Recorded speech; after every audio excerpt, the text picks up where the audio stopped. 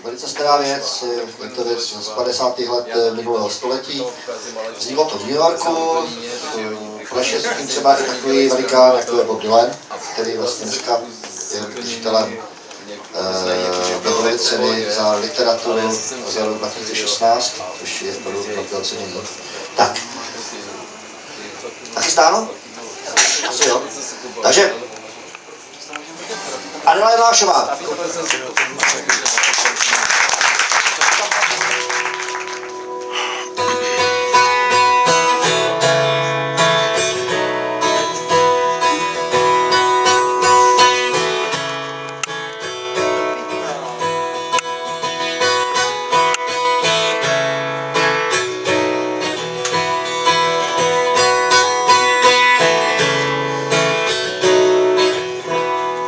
Franta s kamarády zpívá serenády. Dneska slaví s nimi své narozeniny. V Praze blízko Kampy, v skrytém koutu rampy, pijí na dojití, smějí se jak děti. Tak má bezdomovec tu svou motavou, až si začne tykat s paní Vltavou. Možná by jí mohl vyzvat na skočnou, v bytě u vodníka mají dotočnou od ostatních hostů. Kolegů spod mostu, tu jak na ledovec, šplhá bezdomovec. Dole pod Karlovkou teče voda stovkou. Sotva si mráz vrzne, voda nezamrzne. Tak má bezdomovec tu svou motavou, až si začne tykat s paní Vltavou. Až se osmělil jí vyzvat na skočnou.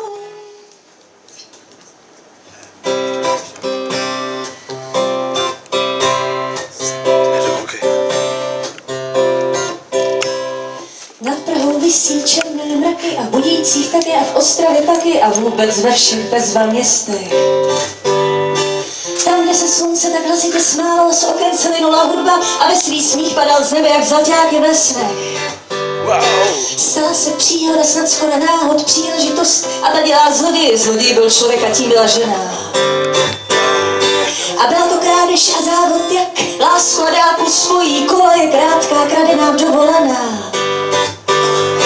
Jsem s tebou jen teď a tady a jindy to nejde a sotva bys mi to nalhal.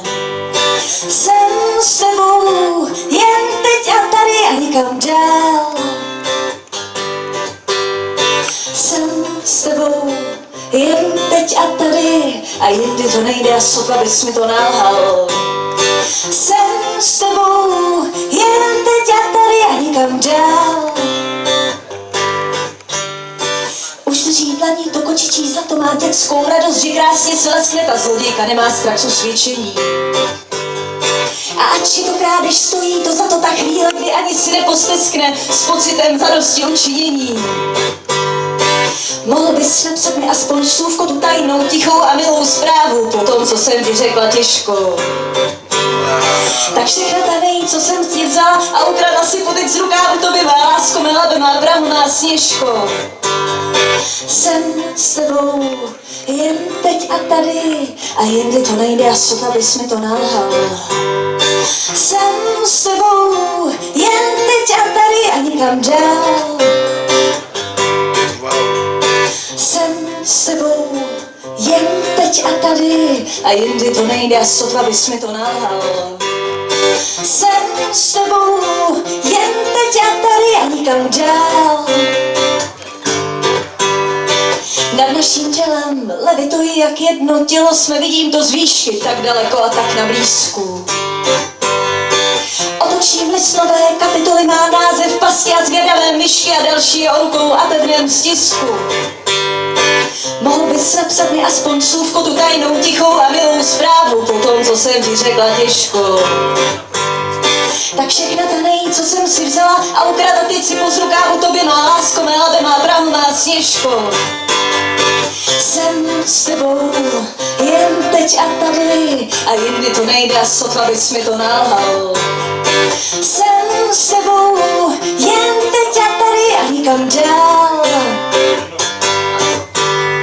Jsem s tebou jen teď a tady a jindy to nejde a sotva bys mi to nalhal. Jsem s tebou jen teď a tady a nikam dál. A nikam dál.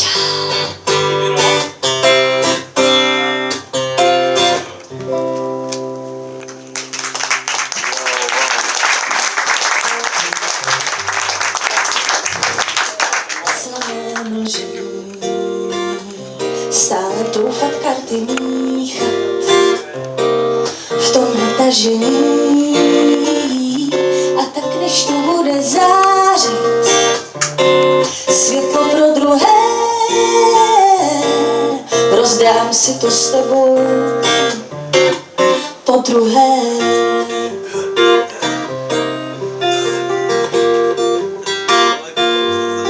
Jsou to sny, co náš krok provází, tam, kde láska v srdcích neschází, ale možná zatím tunelem navzájem se znovu semlem.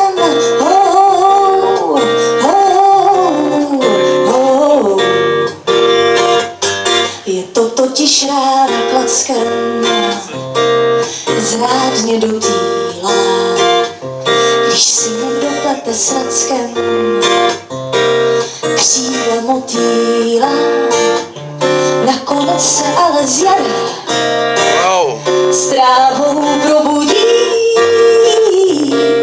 v hloubi duše spící osudí.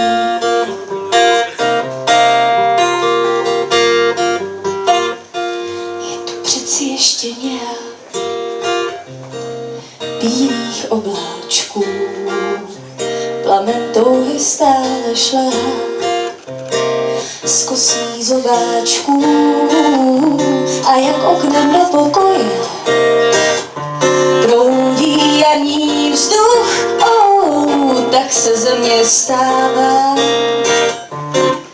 dobrodruh.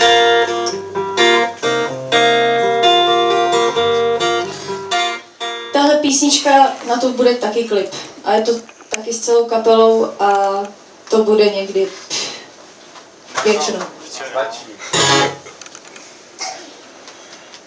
Miluju Joseho se snědou pletí, ženy na jeho salzu letí. Co na tom, že má minulost temnou, od jisté doby tančí jen se mnou. Miluju Joseho, co tančí salzu, jenomže to mám zakázané. Jose a salza, to není pro mě, teta mě na večer zamyká v domě. Aj, teta Roza, žádná jako koza, zakazuje mi salzu. Aj, teta Roza, žádná jako koza, neumí tančit salzu, symetrika šedá jak noc. Tak chce, ať jsem za slušnou holku, mám se raději naučit polku a zvekrám si na souseda Slávu, co umí polku a podojit krávu. Sláva je hodný a šikovný chlapec a není línej, nechodí za bec. Opravil celý rodinný statek a teta Roza plánuje sňatek. Aj, teta Roza, žádná jako koza, zakazuje mi salzu, prý erotika je to trochu moc. Aj, teta Roza, žádná jako koza, neumí tančit salzu, symetrika šedá jak noc. Včera jsem otekla ze sklepa oknem, že v baru s chozem si něčeho oknem. A těžně vskybí ta naše touha, jenomže teta mě zmrčela ouha. Dala mi před všema pořádnou facku a řekla chozemu, co stojíš v klacku. A chozem pochopil situaci a prostě vyhlásil kapitulaci. Aj, teta Roza, žádná jako koza, zakazuje mi salzu, prý erotika je to trochu moc. Aj, teta Roza, žádná jako koza, neumí tančit salzu, symetrika šedá jak noc. Koza je v tahu a zpívá jen Sláva, teta je v rauši a zpívá si Sláva. A Sláva nasadil všechny páky a začal salzu tancovat taky. Učil se salzu, když podojil krávy, přitom nemohl pustit nic z hlavy. Konečně trefil se do mého vkusu a teta může jen držet pusu. Aj, teta Roza, žádná jako koza, zakazuje mi salzu, prý erotika je to trochu moc. Aj, teta Roza, žádná jako koza, neumí tančit salzu, symetrika šedá jak noc. Už se svým hrdinou tančím 3 roky. Je strašně sexy, když zavoní boky. Chodíme spolu do salsa klubu a teta konečně drží. Aj, teta Roza, žádná jako koza, zakazuje mi salzu, prý erotika je to trochu moc. Aj, teta Roza, žádná jako koza, neumí tančit salzu, prý erotika je to na ní trochu moc.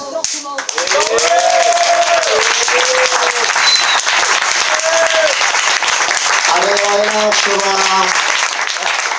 má trošičku jinší možnosti než ostatní. Já nechci teda, já ne. Já jsem na tom závislá. Můžu si zeptat? Já mám otázku, prosím. Ty jsi vlastně začala poprvé sama účinkovat.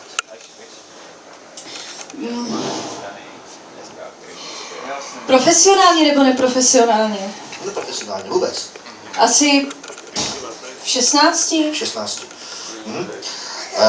Takže profesionálně, takže tebe muzika živí. Jo, Nedáš tomu nic jiného. ne. To se žena znála. A moc si to přeje, je to moc hezký, když se to takhle člověku podaří. Jaký cíl máš, nějaký vizi do budoucna? Jo, mám vizi, že jsem šťastná, zdravá, bohatá a slavná. Máš jednu ruku. Nevěst. Dobrý, ne? Co děláš pro to, aby si se udržela v kondici? Nic. Podvy se zakryju. Cvičím s činkou 8kilovou s kettlebellem. Takže jsem odpověděla i 6. otázku. Jak se daří ta tvorba? Jak to jde? Poslední dobou hodně píšu. Kluci, ty jste horší jak malí ve školce. Že píšu. Hodně. Jo, teďka hodně píšu. No, takže je to. Jo, teď to jde, no. Bledá závist teda. Já se totiž snažím cvičit na kytaru a vždycky nakonec skončím u toho, že stejně něco napíšu. Co poradíš začínajícím?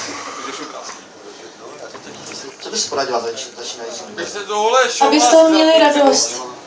Aby z toho měli radost. Jo, protože jinak to nedává smysl. Kde tě v dovolené době můžeme vidět? Teď jsem hrála tady v Novém Jičíně a v dohledné době budeme hrát dvojkoncert s Renem Součkem v Jičíně. V tom starém asi teda. V normálním prostě Výčíně, ne v novém, ale Výčíně. A v Jaroměři... To je v Čechách. No. Já vlastně nevím. On je novej Čín, pak je starý Čín, to je tady na Ne, Moravě. ne, já myslím Jičín jenom Jičín. No tak to je... Na Hatej Jičín, prostě ten prostřední, ten straní. Pak v Jaroměři a pak v Plzni, no a všecko víte na adelajonášová.cz. A pak ještě s maminkou, s Pavlínou Jíšovou, to zase víte na www.jisova.cz. A jo, a na Facebooku. Docela se bojím položit tu poslední otázku, ale položím. Chci se ty na něco zeptat? Jo. No, jsem se bál. Tak já nevím, prostě něco takového. Vy jste včera hodně vařili a pekli. Jo. Jaký jídlo máš nejradši? A to už je druhá otázka. Maso, jakékoliv maso. Ano, je to chlap! Jo. Ano, návštěva.